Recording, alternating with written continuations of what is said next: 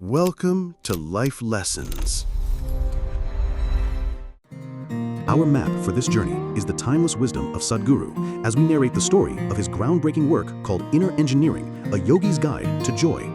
So find a quiet space, allow yourself to relax, and settle in for the next hour as we embark on what promises to be a truly blissful exploration. Part 1. When I Lost My Sense. Okay, let's unpack this. Today, we're taking a deep dive into Inner Engineering, a yogi's guide to joy by Sadhguru. We've looked at articles, some research, his own notes, and basically our mission here is to pull out the key wisdom on, well, achieving real well-being, finding that path to joy specifically for you. Yeah, and what's really striking right off the bat is how Sadhguru kind of challenges everything we think we know.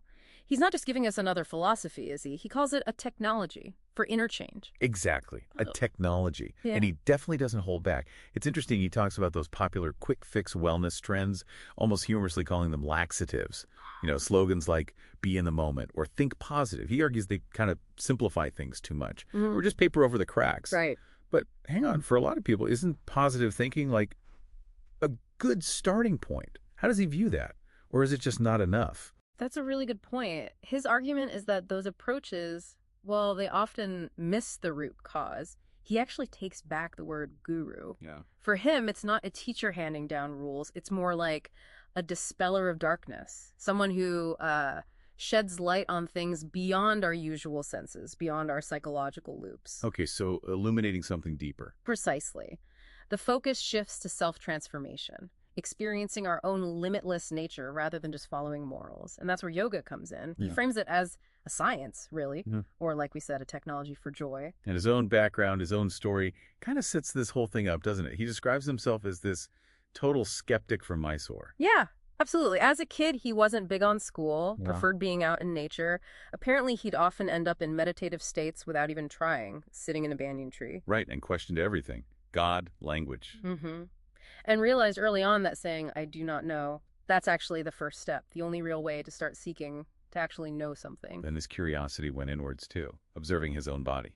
Yeah, he talks about watching his body's pulses, the energy flows, really paying attention internally. So, okay, this deep personal looking inward seems like the bedrock for inner engineering. How did that turn into something bigger for him? Well, it all sort of culminated in this massive, life-changing experience up on Chamundi Hill, September 1982. Ah, yes, the famous story. He's just sitting on a rock, and suddenly he couldn't tell the difference between me and not me. It just dissolved. Wow. He describes it as this dimensionless unity, absolute perfection, where the air, the rock, everything just became him. Incredible. Yeah, he lost all track of time, came back hours later, just drenched in this ecstatic craziness he'd never felt before. So the key takeaway there is that the feeling of being separate, our normal experience, he sees that as, well, an illusion. Pretty much an illusion that this kind of inner awareness can break through. And this wasn't just a flash in the pan, right? It stuck with him. It became his living reality, as he puts it, changed his perception completely. He even talks about understanding digestion differently, like experientially grasping how food, a piece of the planet, literally becomes you, that alchemy. Okay, that's a powerful shift in perspective. And remember that yoga practice, 13 years of Angamardana yoga, this quite rigorous physical system he learned when he was 12. Right, you mentioned that. After that Chamundi Hill experience, it clicked. He realized that feeling, that state of union with everything, that was yoga, the real thing, not just the postures. Okay, so the practice laid the groundwork for understanding the experience. Exactly. And ultimately, he says this points to something universal in humans, this deep longing to be boundless. Limitless. Yeah. We naturally resist boundaries, always want something more. He argues that's actually us searching for all, for infinite expansion, you know. He calls that moksha, freedom. Freedom.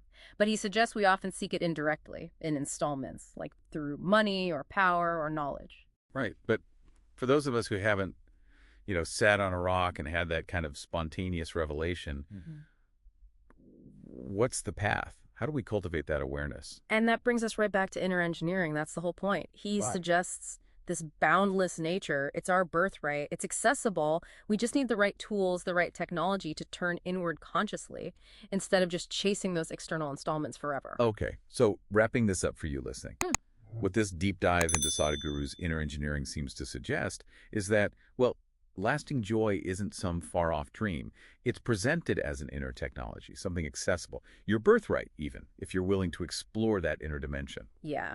And it really leaves you with a potent question to chew on. If what we truly long for deep down is this boundless state, this freedom, then how much of our daily striving or constant chase for more stuff, more success, how much of that is just an unconscious, maybe even misguided search for that ultimate inner freedom?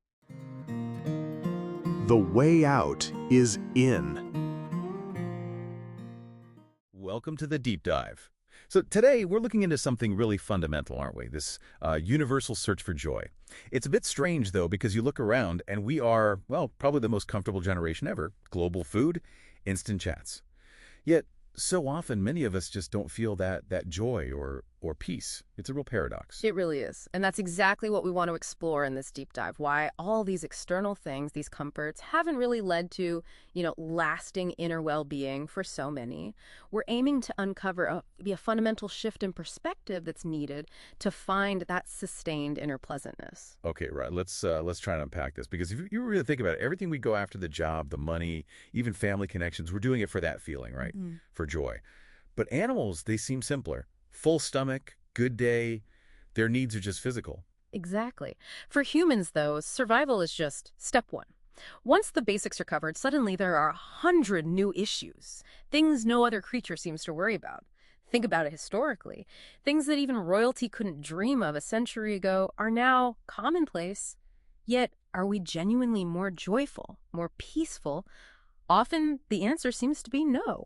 That really highlights the disconnect. So if it's not just about comfort, what actually is this well-being we're talking about? Well, at its core, well-being is simply a deep sense of pleasantness within yourself. Think of it like this. If your body feels pleasant, we call that health. If your mind is pleasant, that's peace, pleasant emotions. That can be love or compassion.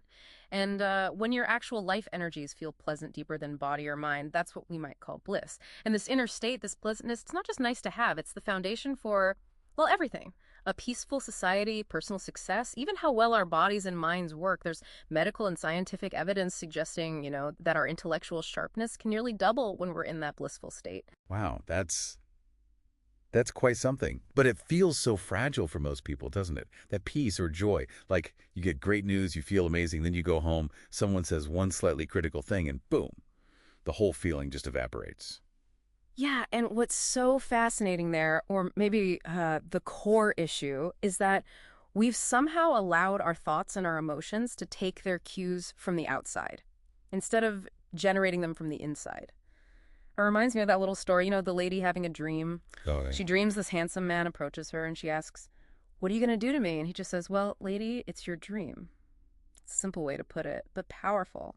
Our inner world, our thoughts, feelings, it should be ours to manage, shouldn't it? Right. It's our dream, so to speak. And this idea, this inner control, it's not just like a nice philosophical thought. It actually has scientific backing. Oh, absolutely. It connects directly. Take the work on anandamide, sometimes called the bliss molecule. An Israeli chemist, Raphael Mechoulam, isolated it. He found that our brains have receptors for cannabis, not because we're meant to smoke it, but because the body can actually produce its own version of that bliss chemical internally.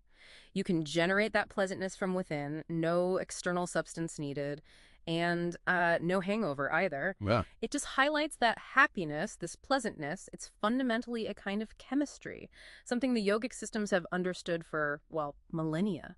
So the system is designed to be self-contained in a way. We have the internal factory for happiness. Precisely. It points to that key idea. The only way out is in. Think about it. Every human experience, whether it's pain or pleasure, joy or misery, it happens inside you. External events might trigger it, sure, but the experience itself is internal. Like seeing this room, the light hits your eyes, but the image is formed inside your brain. Your whole world is experienced within. Okay, so if it's all internal, what does that mean for how we usually chase peace and joy? Trying to fix the outside world first. Well, it flips the script a bit. Peace and joy aren't the rewards you get at the end of the journey after you've sorted everything out. They are actually the fundamental requirements to even begin living well. You need that inner pleasantness to truly enjoy your family, your work, the world. That urge we feel, sometimes called a spiritual quest, it's really just a natural longing to expand, to feel limitless. And that flows best when you're already starting from a place of inner peace and joy. Okay, this is where it starts to get really interesting, I think. It reminds me of another story, actually. So someone was lost asking for directions to the Isha Yoga Center down in South India. And this local boy tells them, well, the way you're going now, it's about 24,996 miles. It'll take you all the way around the world. But, he says, if you just turn around, it's only 4 miles that way. It's such a perfect illustration, isn't it? Chasing joy on the outside is like that long, long journey. But the inward journey, turning around, that's just a moment, a shift.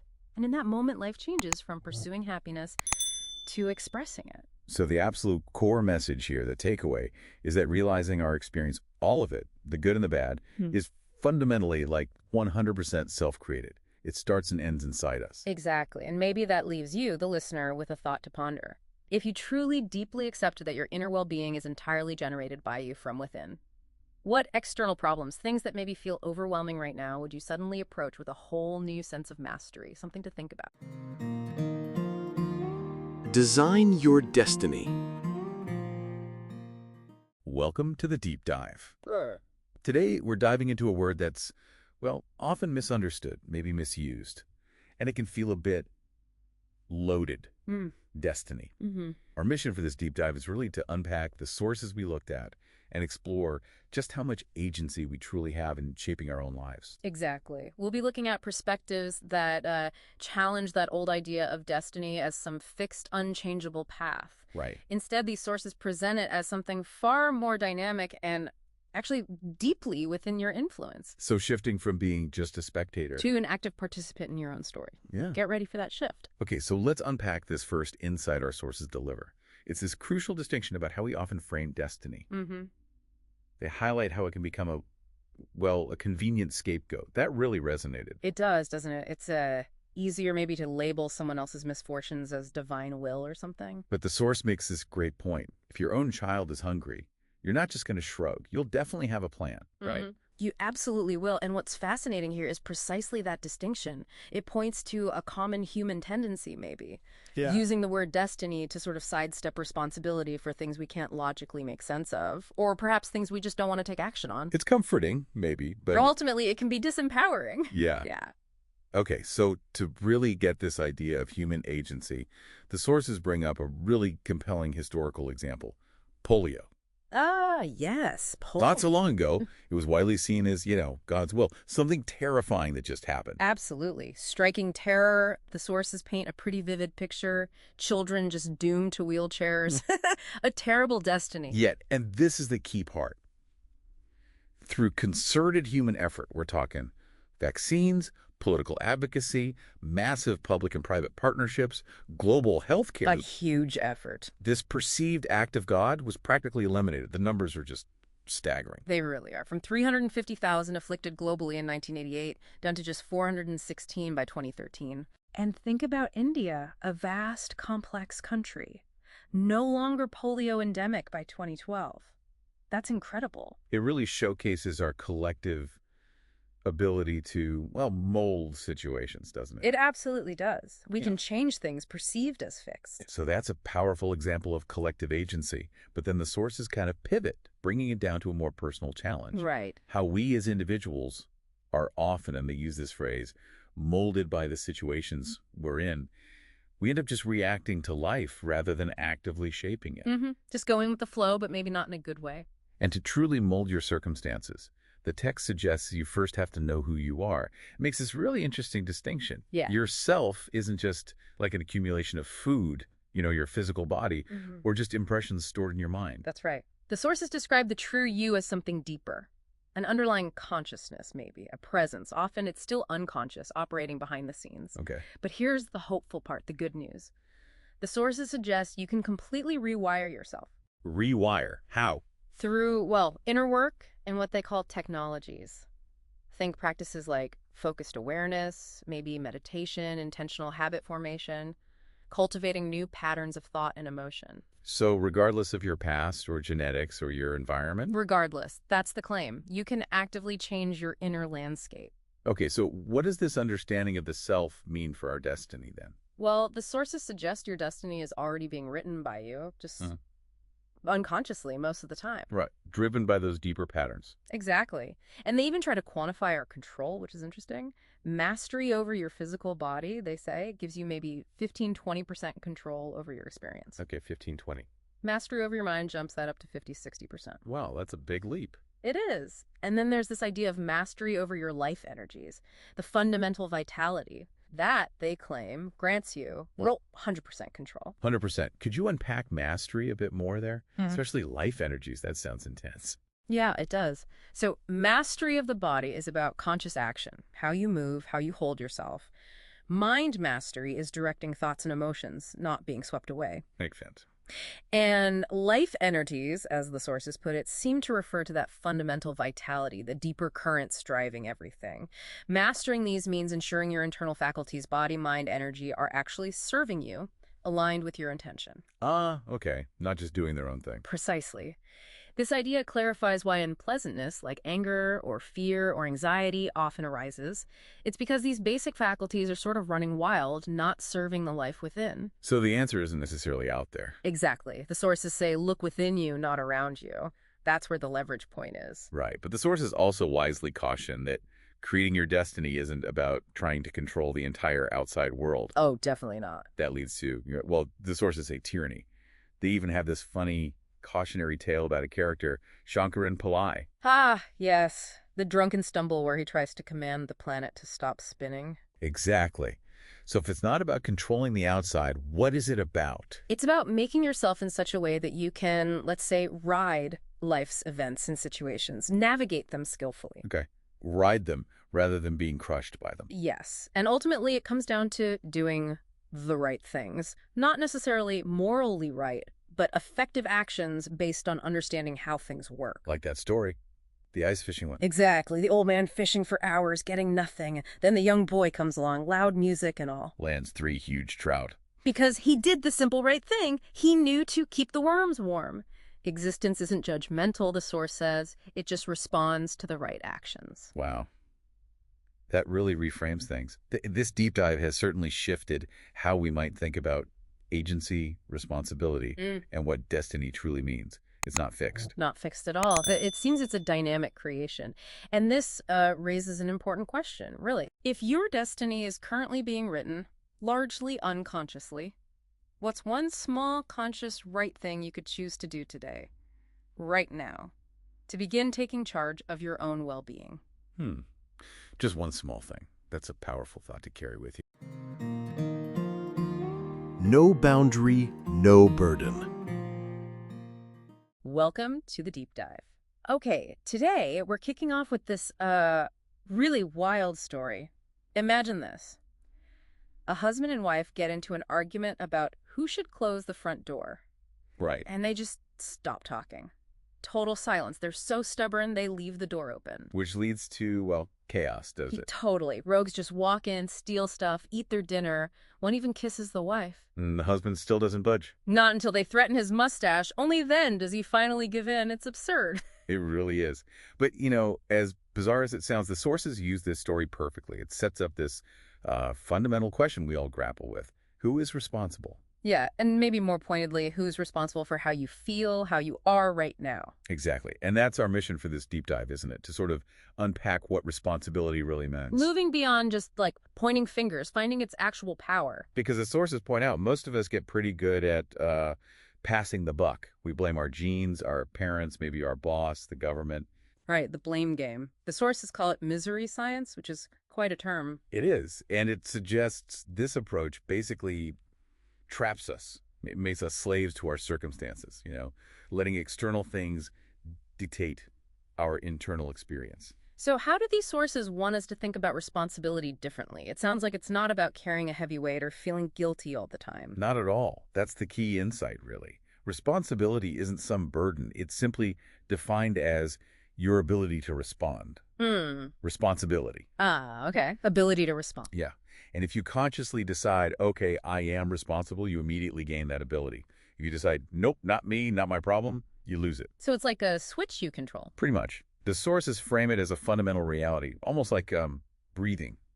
The constant exchange between us and the trees. Our physical existence is a response. We're always responding. Okay, that makes sense. But then there's the quality of the response, right? Like, are we choosing consciously or just reacting? The sources brought up anger.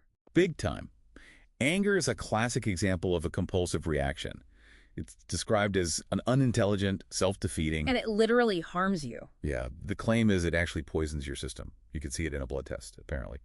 And think about it. When has anger ever truly improved a situation long-term? Good point. It usually complicates things. Exactly. And there's this incredible story in the material about a 13-year-old girl. She survived a concentration camp, just horrific experiences. Wow. And after a final angry exchange with her brother, who she then lost, she made this profound decision. She would never again speak in a way she might regret. At 13, that's amazing resolve. Incredible, isn't it? And that single choice, that taking of responsibility for her own words, her own response, it completely transformed her life. It shows how even the absolute worst things can somehow become fuel for growth if you embrace that responsibility. So responsibility isn't limiting us then. That seems to be a common idea, that it's a restriction. Right. That's a major misconception the sources tackle. They argue the opposite. Responsibility is freedom. How so? Well, think about it simply. Your pen falls. If you say, I'm responsible, you have choices. Pick it up, ask someone, leave it. Freedom. If you say, I'm not responsible, what choice do you have? None. You're stuck waiting for something else to happen. Okay, I see the distinction. Action versus response. Precisely. Our ability to act might be limited, by time, money, resources. We have to analyze that. Yeah. But our ability to respond, the sources say that's limitless. Limitless to everything. To everything. People, plants, the moon, the whole cosmos. Taking responsibility empowers you. You decide whether to act, how to act, or even not to act. It puts you in control. So it's more about willingness than, say, capability. Like if you see someone hurt. Exactly that. Your capability to help might vary, right? Yeah. But your willingness to respond, that's the core of responsibility. Maybe you help directly, maybe you call 911, maybe you just offer comfort. The response comes from willingness. This idea of limitless response. Yeah. How does that connect to something else mentioned? No boundary, no burden. Ah, yes. That's where it gets really expansive. The idea is when you embrace limitless responsibility, these boundaries we build, nationality, religion, race, ideology, all that stuff. The things that divide us. Exactly. Those boundaries start to dissolve. And it's those boundaries, the sources argue, that create the burdens, the fear, the hatred. So drop the boundaries, drop the burden. That's the idea. It leads to this profound sense of inner freedom. You connect with what the sources call the immensity that you are, something much bigger than your usual identity. And does this relate to love? Directly. Love, in this context, isn't just an emotion for one person. It's seen as that fundamental willingness to respond freely, openly. It's an inner quality you cultivate by taking down those walls inside yourself. That's a very different way of looking at it. Okay, so for someone listening wanting to actually, do something with this, are there practical steps, a sadhana, as the sources put it? Yes, definitely. It starts very simply. Pay attention to basic life processes, like when you eat, really taste the food, be fully present with it. When you breathe, be aware of the air, the exchange. Grounding yourself in the fundamental. Right. It connects you back to the universe in a way. And then there's a silent affirmation suggested.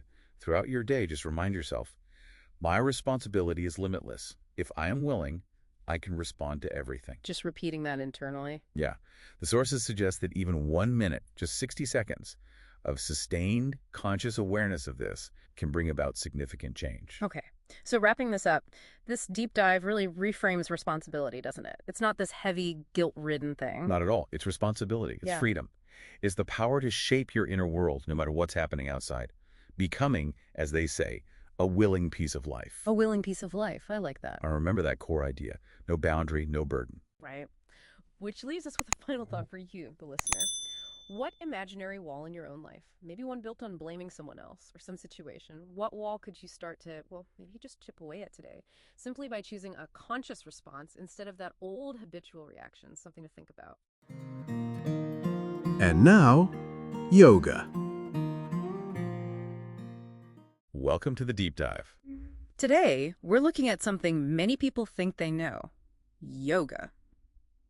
But maybe not in the way you expect. Right. Our goal is to explore yoga as, a deep science for inner alignment, getting way past the usual images. And we're kicking off with this really unusual line from Patanjali's Yoga Sutras. Yeah, now, yoga. Just like that. Exactly. And now, yoga. What does that even mean? It feels like you're jumping into the middle of something. It really does, doesn't it? And that's the point, I think. It implies something came before. You only get to now yoga when you've sort of realized that what you're truly seeking is limitless. Limitless. Yeah, and that, finite things just don't cut it in the end. If that longing is unconscious, it looks like greed, maybe ambition. Okay. But when you become conscious of that deep seeking, that's when it becomes yoga, fundamentally. Ah, I see. So there's this sense of readiness. Like maybe you, the listener, you've chased after different things, relationships, money, possessions, all that stuff. And you found they don't quite satisfy that deep internal itch. So maybe now is the time for yoga. Precisely, because yoga, as these sources make really clear, it's not just about twisting your body into impossible shapes. Or those serene, smiling faces you always see. Right. Those are often, well, one source calls them Bowdlerized forms, simplified, maybe even distorted versions of a much deeper science. So what is that deeper science then? What are we actually talking about? At its core, it's the science of being in perfect alignment, like absolute harmony, being completely in sync with existence itself. Alignment, harmony. That sounds great, but honestly, most people's inner worlds feel pretty chaotic, right?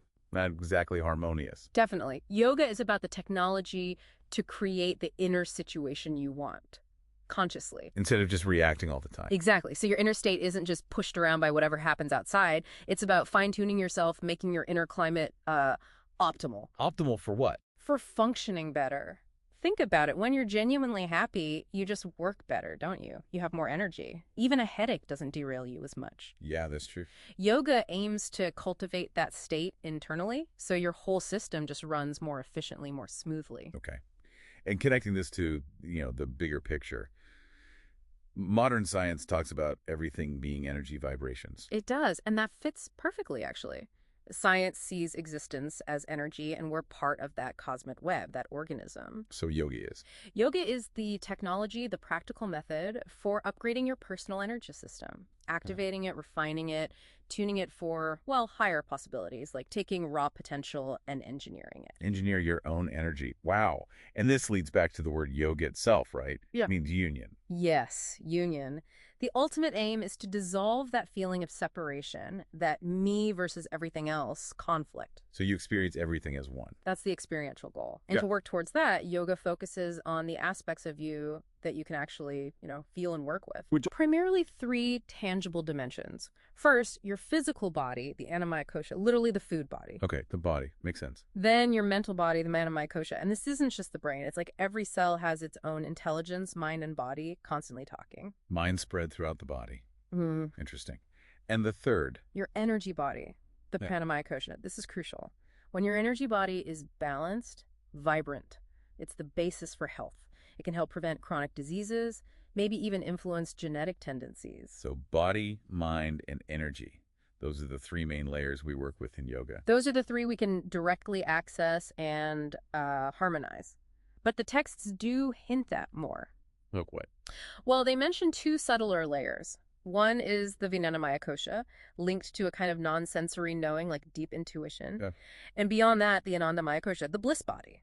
Pure experience. But the key is you don't really work on those directly. How do you access them then? By aligning the first 3, body, mind, energy. When those are in harmony, access to the subtler dimensions can just happen naturally. Got it. So with these different layers, how does one actually do yoga? How do you reach that union? Well, there isn't just one way. Yoga beautifully offers 4 fundamental paths. 4 paths. Okay. Yeah. If you're mainly oriented towards action, work, service, that's karma yoga, using action consciously. Right. If you're driven by intellect, discrimination, understanding, that's jnana yoga, the path of knowledge. Makes sense. If your nature is more emotional, devotional, connecting through love, surrender, that's bhakti yoga. Devotion. Okay. And the last one? That's Kriya Yoga. This path works directly with transforming your inner energies through specific techniques, a more energetic technology. Karma, jnana, bhakti, kriya. Yeah. Action, intelligence, emotion, energy. There's actually a great little story in the sources about this, isn't there? Ah, yes, the 4 yogis. It's brilliant. You have these 4 yogis, each dedicated to one path, the Gnani, the Bhakti, the Karma Yogi, the Kriya Yogi. And apparently, they couldn't stand each other. Right. They all thought their path was the only real path. Exactly. So one day a huge storm hits, and they're all forced into the same little temple for shelter. Awkward. I bet. And there's nothing else there but this stone idol. So kind of reluctantly, just to do something, they all huddle together and embrace the idol, and boom. God appears. God appears, and they're stunned, asking, why now, after all our years of separate practice? And the punchline. God says, well, it took a storm, but I finally got you 4 idiots together. That's fantastic, because it highlights the real issue for most of us, right? Absolutely. For most people, those 4 idiots, your body, your mind, your emotions, your fundamental life energy, they're not working together. They're pulling in different directions. Creating internal conflict. Chaos, really. Total internal conflict. You want to go one way, your mind goes another, your emotions pull you somewhere else entirely. It's exhausting. So yoga, then, is basically the science of bringing those 4 idiots, your 4 idiots, together. That's a great way to put it. Aligning body, mind, emotion, and energy so they move in one direction. When that happens, your journey through life just becomes effortless, smooth. It's an empirical science, then. Yeah. Based on experience, observation, Yeah. not just belief. It's about mastering yourself. Exactly. Mastering your own body, mind, and energy. And, this leads to a final thought. Yeah. We tend to think of things like joy, love, peace as maybe divine qualities, things for heaven, perhaps. But yoga says no, these are fundamental human possibilities right here, right now. Yoga isn't about trying to be superhuman. It's about discovering that being human is super. Part 2. Body. Welcome to the deep dive. Today, we're looking at the human body, but maybe not in the way you usually think about it. We're exploring it as, well, this ultimate machine, but also something much deeper. A gateway, maybe? Exactly. And our goal here, as always, is to really dig into the material you've shared, find those surprising insights. We want to challenge some assumptions, give you a fresh look at what your body actually is, so you walk away, really feeling informed. Okay, let's unpack that. The ultimate machine idea. It makes sense, right? Your heart's beating, your liver's doing who knows what complex chemistry, you're breathing, all without you lifting a finger consciously. It's like there's this deep intelligence there, turning a banana into you. Yeah, that intrinsic intelligence is amazing. And you mentioned Basavana, the 12th century mystic, calling the body a moving temple. Beautiful idea. But it operates largely outside our awareness, doesn't it? That's the thing.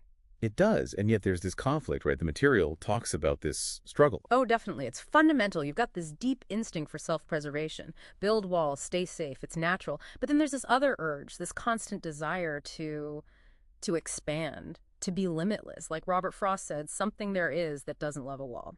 Right. And a lot of practices, like yoga that's mentioned, they seem aimed squarely at taking down those walls we build ourselves, those self-imposed limits. So if the body's so intelligent, why do we feel, often so stuck or limited by it? Maybe it's how we're perceiving things. That seems to be a key point in the sources. Yes, our 5 senses, they're amazing, but they only grasp the physical, the outside world. And they're relative, aren't they? Totally outward bound. So what does that mean for actually knowing ourselves on a deeper level? Well, the idea presented is that real well-being, a deeper grasp of life, comes from going beyond those senses, turning attention inward. It sounds maybe esoteric, but the source suggests it's often just a lack of attention. We haven't looked inside properly. So how do you do that practically? Yeah. There's this interesting sadhana mentioned, a daily practice. Just before you fall asleep, pay attention to everything you consider your thoughts, feelings, body. And just gently tell yourself, none of this is really me. It's a way to start shifting focus inward, apparently, to realize there's something more. Interesting. Okay, so shifting gears a bit, but related. If the body's this sophisticated machine, what about fuel? Food. The material really emphasizes food as fuel. What kind of fuel are we talking about? Yeah, it pushes this idea hard. It's about efficiency, really. Life energy. The argument is that cooked food, it loses a lot. Up to 90% of enzymes, apparently. So the body has to work much, much harder to digest it. And that can lead to feeling, sluggish, less vital. Makes sense. So the suggestion is raw, more natural stuff. Essentially, yes. Listening to your body, not just your tongue. The body, the sources say, is designed for living fuel, uncooked, natural food. And it's framed as a gradual practice, another sadhana, Yes. slowly bringing in more natural foods to boost energy, vitality. And this connects to yoga too, right? Not just as exercise. Exactly. Classical hatha yoga is presented as, well, more like a science. Understanding the body's mechanics, its subtle energies. It's about aligning your inner geometry, your structure and energy with the larger cosmic geometry, the fundamental patterns of the universe. Wow, okay. So lining inner with outer, and the body being a morsel of the earth. That's a powerful way to put it. Isn't it? Deeply connected. Like that farmer mentioned, Chikegoda, supposedly able to predict rain just by feeling the earth, his body. And practices like Surya Namaskar, the sun salutation, they're seen as ways to organize your internal solar energies, to break free from old compulsive habits. So this connection, this alignment, it all boils down to something surprisingly simple, the 5 elements. That's the core idea. Earth, water, fire, air, and ether, or space. Just 5. But they make up everything. Us, the cosmos, everything. And mastery over these. Bhutashuddhi, you called it. That's the key. That's what the sources propose. Mastering these elements within yourself brings well-being, clarity, even enlightenment. Perfect alignment. There's this fantastic analogy used, a courtesan covered in complex jewelry, impossible to take off piece by piece, Okay. but there was just one pin holding it all together. Pull that pin and everything falls away. Freedom.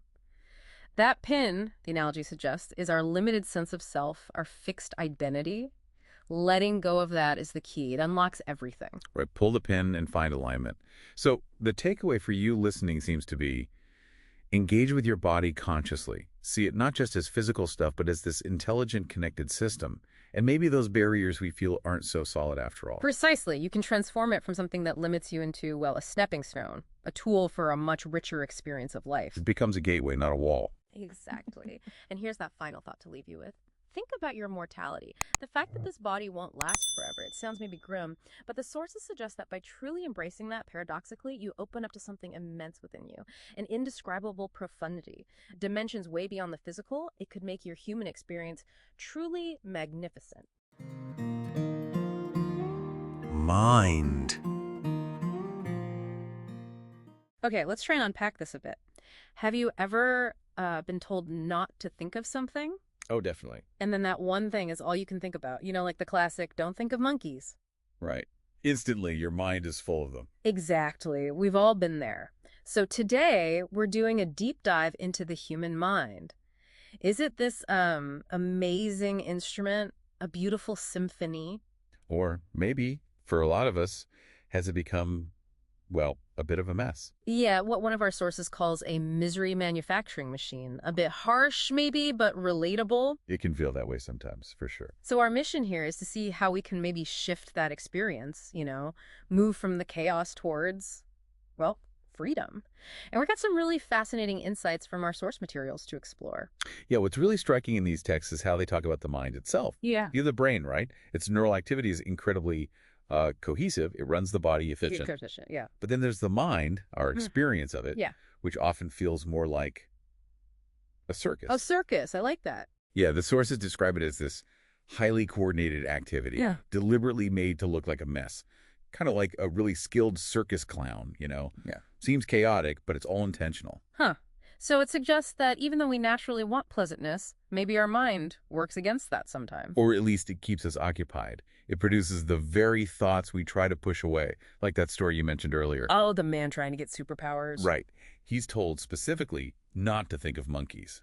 And what happens? He ends up in a total simian nightmare, as the text puts it. Monkeys everywhere in his head. Exactly. It shows that resistance often fuels the fire. That circus idea is powerful, and it connects to something else I found really interesting in the sources, how they tackle that famous Western idea, I think, therefore I am. Descartes, yeah. A cornerstone. Right, but these texts flip it. They say maybe the fundamental fact is you are, and therefore you might think. Thinking is optional, almost. Well, perhaps not essential to the being part. Think about it when are you often happiest? Those blissful moments. Yeah, often when I'm not consciously thinking at all, just being experienced. Precisely. So the intellect, it's vital for survival, no doubt. We need it. Absolutely. But it can become a barrier too. The analogy used is like a really sharp scalpel Okay. that gets covered in grime from everything it touches, everything it cuts or analyzes, and then it's not so sharp anymore. It's blunt. And that grime, that's our identifications, like gender, nationality, or belief. Exactly. All the labels. Yeah. And they say that creates prejudice. It chains the intellect, limits it. There's that story illustrating this, right? Akbar and Birbal. Oh, yeah, the classic tale. Birbal presents a bull. As his elder brother, which sounds absurd. It does. But it perfectly shows how identity, these labels we adopt, can totally dictate how we see things, how we act, even when it makes zero logical sense. We build these walls based on, well, sometimes arbitrary distinctions. So we create our own divisions. That's sobering. And connecting that to the bigger picture, the goal then seems to be creating some space, a distinction between you and that mental activity, that mind. Okay, how? The material talks about awareness, or chitta. It's described as this intelligence that's unsullied by memory, clean. Untouched by the grime. Exactly. It's the deepest part of the mind, they suggest. And accessing it makes bliss feel natural. It opens up new ways of experiencing life. So instead of dipping our intellect constantly into what they call the sack of memory and identification. Which, let's be frank, they call society's garbage bin. Not very flattering, but... No. But it makes the point it's full of stuff we didn't necessarily choose, right? Inherited ideas, prejudices. things we mistake for our own truth. So the idea is to learn to soak the intellect in awareness instead, in chitta. And when the mind becomes conscious, organized in that way. Then, the sources say, it becomes like a kalpavriksha. A wishing tree. I love that image. Right. It can manifest what you truly desire. It transforms from this potential source of madness into, well, incredible possibility. That's really the essence of yoga, isn't it? Creating that inner space. Wow, the mind as a wishing tree. That completely flips the script from the misery machine idea. It's a profound shift in perspective. Something else that really stood out was how devotion, bhakti, is talked about. It's not presented as just blind belief. No, not at all. It's more like a path to dissolve resistance, to just embrace life completely. Dropping the likes and dislikes, where everything is fine, as they put it. Total acceptance. Think of Akka Mahadevi, the mystic saint. Who walked away from a king naked, saying Shiva was her only husband. That's radical. Utterly radical devotion. But it allowed her to completely transcend normal limits, social rules, everything, to live beyond those boundaries. It suggests maybe embracing the mystery of life rather than always needing answers or conclusions that leads somewhere deeper. Perhaps. That maybe intellect alone isn't enough to truly know life. Which really brings us to a crucial question, doesn't it? For you, listening. Are you mostly living up here in the psychological space, kind of disconnected from reality, just driven by thoughts? Or are you ready to shift the focus, the significance, back to life itself, to the process of living? Our deep dive seems to suggest that the whole point, the pursuit of yoga really, is about creating that clear space between you and your mind. Becoming a devotee of life, willing to dissolve into it? And that ultimate freedom, perhaps it starts the moment you can just witness your own intellect, without judgment, without attachment. Just watch it. So here's something to think about. What if you learn to bow, not literally maybe, but to hold everything as higher than yourself? Not in a way that makes you small. No, not at all, but in a way that dissolves those rigid walls of self, of esteem. If you could do that, what possibilities might open up? Limitless ones, maybe? Energy. Today, we're diving into something really fascinating. Ancient yogic wisdom. We're looking at human energy, what existence even is, and maybe surprisingly, pathways to liberation. Our sources blend science and, spiritual traditions. The mission, to get beyond the everyday and find out what makes you, you. Okay, so let's jump right in. This fundamental idea, what you call myself, is basically energy. I mean, you've got modern science, Einstein, EMC saw it, and then ancient faith is saying God's everywhere. It sounds like they're pointing at the same thing. They really are, in a way. Different angles on the same truth. Exactly. All existence being one energy, just manifesting differently. But what's really insightful, I think, is the method. Science uses deduction, right? Religion often relies on belief. The yogi, though, they're seeking direct personal experience. It's about perceiving it, not just theorizing. And that deep human longing we all feel, that urge to expand, it's not really about wanting a bigger house or more money, fundamentally. It's an expression of this formless intelligence within us. Life itself wanting to break boundaries, physical and mental. Okay, that's a big idea. And connecting to that, here's where my mind kind of gets blown. This idea that we are separate individuals, our sources are saying that's Well, maybe a myth. Largely, yes. Think about it logically for a second. Your physical body, it's built from food, Yeah. accumulated from outside. Your mind, same thing. Ideas, impressions, culture, Yeah. gathered from the world around you. Right, okay. So they belong to me, but they aren't the essential me. Exactly. They are yours, but not you. And if you just blindly follow the body, well, it's headed for the graves. Follow only the mind. And you can end up lost in, self-created psychological dramas. Compelling, maybe, but not necessarily. Existentially true. So then what is governing these patterns, these accumulations? Is that where karma comes in? Precisely. Karma literally just means action. Any action, body, mind, or even energy. And every action leaves a kind of residue, a subtle imprint. Over time, these build up into cyclical patterns. It's almost like old software running in the background. Old software we wrote ourselves, maybe without realizing it. Unconsciously, yes. That story of Shankaran Pillai hiding under the bed but claiming he's exercising his freedom, it's funny, but it shows how easily we mistake compulsions for choices. And it's so important here to separate pain from suffering. Pain is natural, physical. Like that motorcycle accident mentioned in the source, intense, unavoidable pain. But suffering, that's our reaction to the pain or to life events. It's often generated by these very karmic patterns. It's, self-created. Okay, got it. Pain happens. Suffering is optional or at least tied to these patterns. So how do we get out? How do we break these cycles and tap into that deeper energy wanting to expand?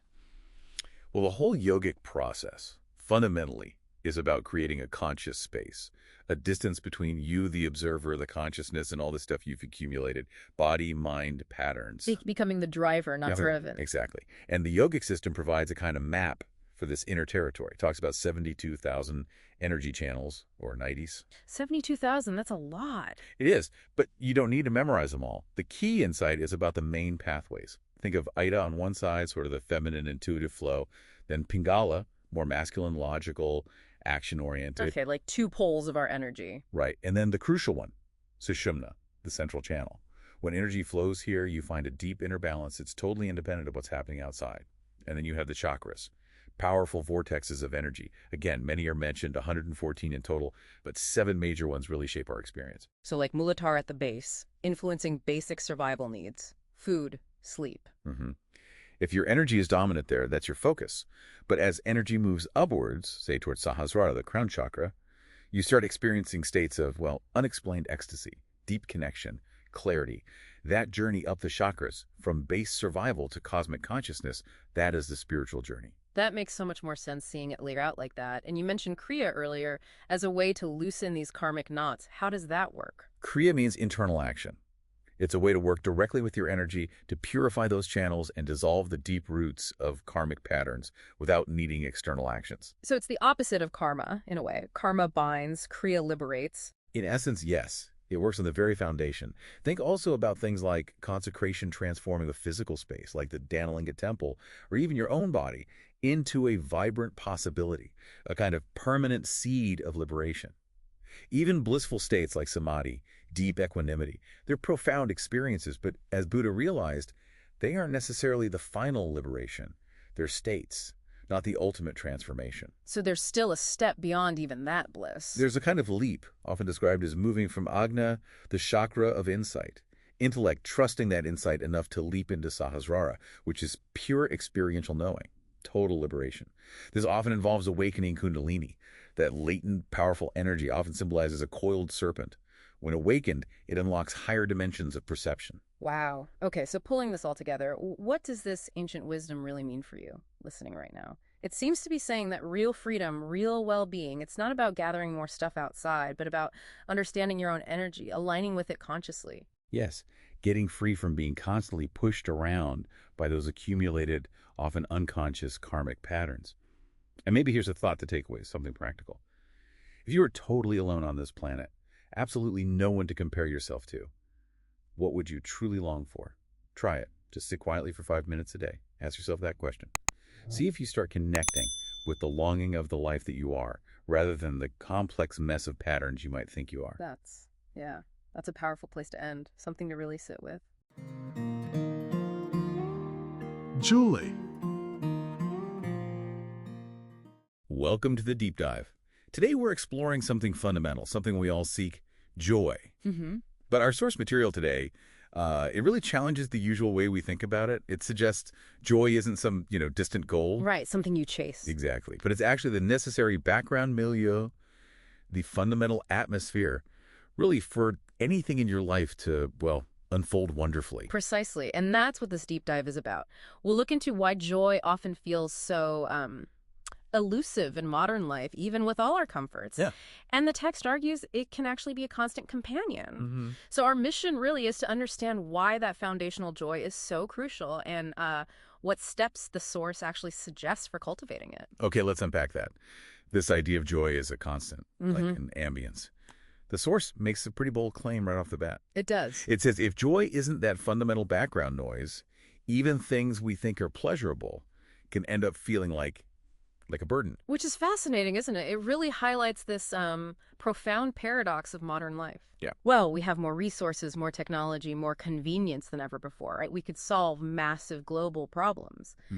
And yet, you couldn't really say we're the most joyful generation. Actually, quite the opposite sometimes. Anxiety, depression, they're widespread. Yeah, you see that everywhere. People suffer from failure, obviously, but also, paradoxically, from their success, from limitations, even from, having too much freedom or choice sometimes. So it's not the external stuff itself. The source suggests it's more about how we're processing it internally, this kind of inherent drive to always want more, even when we have abundance. It creates this constant internal dissatisfaction. It just stifles joy. Wow. Okay, so the text points a finger at one specific missing element, human consciousness.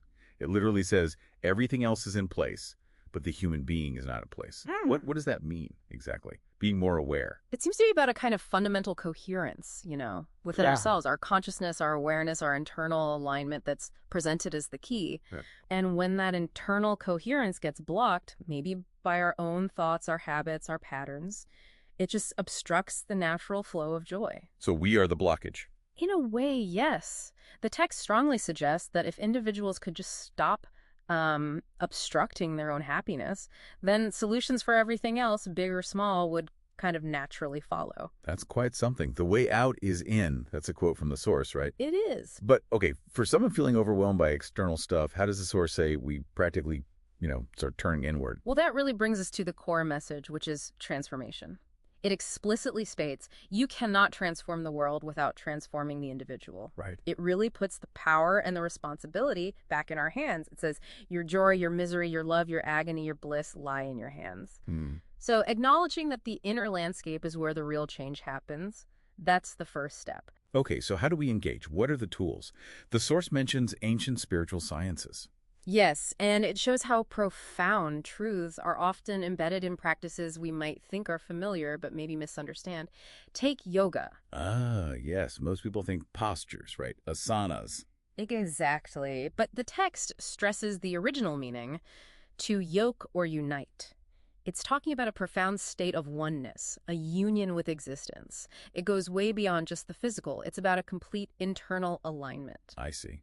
An alignment that fosters joy. Precisely. These aren't just old ideas. The source presents them as practical tools for inner engineering. Inner engineering. Conscious methods to bring our internal dimensions into harmony, like the concept of the Anandamaya Kosha. The bliss body. Right, which sounds maybe mystical, but it's described as an actual experiential state we can access through this inner work. An actual experience, not just a nice thought. And even something as simple as the gesture namaskar, the source describes it as a way to consciously harmonize your inner dimensions, promoting that feeling of unity, which is fertile ground for joy. So it's all pointing inwards. This whole deep dive really comes back to that, doesn't it? True joy isn't found out there in things or achievements, but it's cultivated inside. It's a conscious journey inward, and our own consciousness is, well, the key. So wrapping this up then, what does this mean for you listening? Well, consider this final thought from the source. Yeah. In yoga, a well-established mind. Meaning one that's consistently infused with joy through this kind of inner work. Right. That kind of mind is called a kalpavriksha, literally a wishing tree. So the question is, if your inner world was consistently vibrant with joy, if your mind was truly well established, what amazing possibilities might start to manifest in your life? What might you create? If you enjoyed this video, don't forget to like, share, and subscribe to Life Lessons for more inspiring content.